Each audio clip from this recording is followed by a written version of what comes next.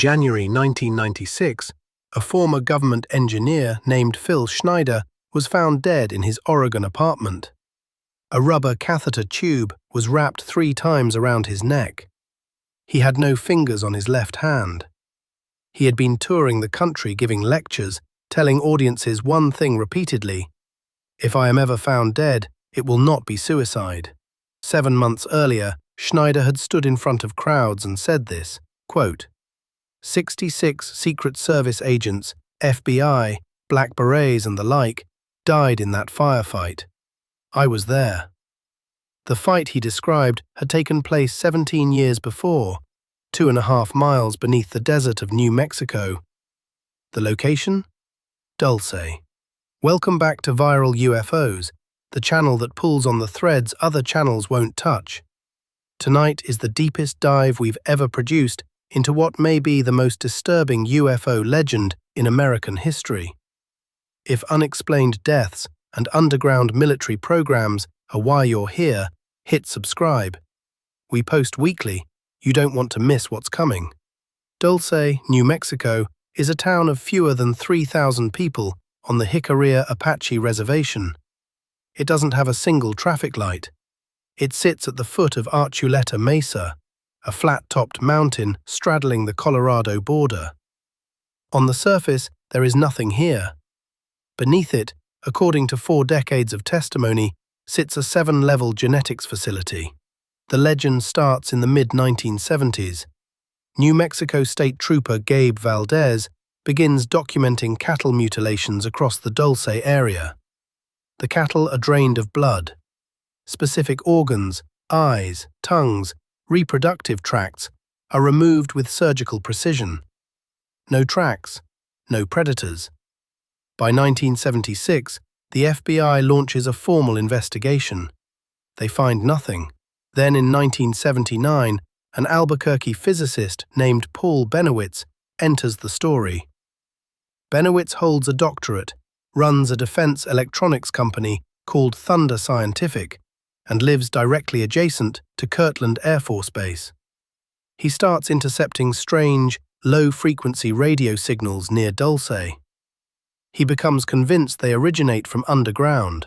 Bennewitz photographs unusual lights diving into Archuleta Mesa. He sends his findings to the Air Force, expecting investigation.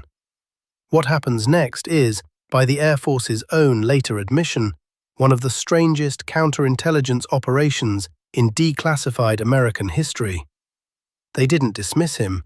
They moved in. Special Agent Richard Doty of the Air Force Office of Special Investigations was assigned to Bennewitz. Doty has since publicly admitted he deliberately fed Bennewitz fabricated documents about underground alien bases. Disinformation designed to discredit him and conceal whatever actually was happening at Kirtland. The campaign worked.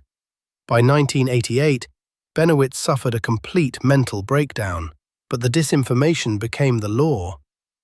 By 1987, ufologist John Lear, a former CIA contract pilot and the son of the man who invented the Learjet, publicly claimed 4 independent confirmations of the Dulce facility's existence. The story was now in the mainstream of UFO research. And then a man with welding burns and a missing hand walked onto a lecture stage. Brief pause. If a real Air Force counterintelligence officer admitting on the record that he fabricated alien documents to gaslight an American physicist isn't enough to make you smash subscribe, I don't know what is. Drop the word Dulce in the comments. It signals the algorithm to push this video to fellow skeptics. Now back to it. Philip Schneider, born 1947, son of a former U-boat captain who allegedly later worked on the Manhattan Project. Phil claimed to be a structural engineer with high security clearance, contracted by Morrison Knudsen and EG&G to build deep underground military bases. In 1995, he begins giving public lectures. They are filmed. They are still online. Schneider's account of August 1979 is precise. His team was drilling 4 large shafts above Archuleta Mesa, intending to link them and excavate. Black soot and foul air kept rushing up from the holes. Schneider was lowered into one to investigate. What he found, he claims, was a cavern already occupied by a species of 7-foot-tall grey beings. Schneider says he drew a Walther PPK pistol and shot 2 of them. A third grey then waved its hand across its chest, and a beam of blue energy struck him, burning off his fingers and giving him the chest scar he displayed at every lecture afterward. 66 American soldiers, he claimed, died in the firefight that followed. 3 survivors total. His story expands. Schneider claimed the United States, under Eisenhower, signed a treaty with extraterrestrial entities at Holloman Air Force Base in 1954, the so-called Greada Treaty. In exchange for technology, the aliens were permitted limited cattle and human experimentation. By 1979, they had broken the agreement. The Dulce incident, he said, was the breaking point. According to Schneider, Dulce extends 7 levels and over 2.5 miles deep. A subterranean magnetic levitation tube system connects it directly to Los Alamos National Laboratory, 50 miles south. Schneider claimed it was one of 129 deep underground military bases in the United States alone, each costing roughly $1 billion in black budget funding. Then came Thomas Castello, a man claiming to be a former Dulce security officer who released what became known as the Dulce Papers in 1987. Photographs and testimony allegedly smuggled out of the facility. Castello described Level 6 as the infamous Nightmare Hall, housing genetic experiments, multi-armed humans, fish-bodied bipeds, vats of partially formed hybrid beings. The skeptical view is brutal here. Castello cannot be verified to have ever existed. The Dulce Papers cannot be authenticated.